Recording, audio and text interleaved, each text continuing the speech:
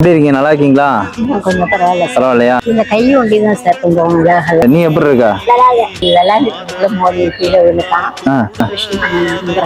இதுக்கு ஆபரேஷன் எங்க? ஆமா ஏதோ தலை என்ன செய்யறது என்ன வைக்கிறதுன்னு ஒன்றும் பண்ண முடியல சார். நாய் கடிச்சது அதெல்லாம் மாறிடுச்சா எல்லாமே?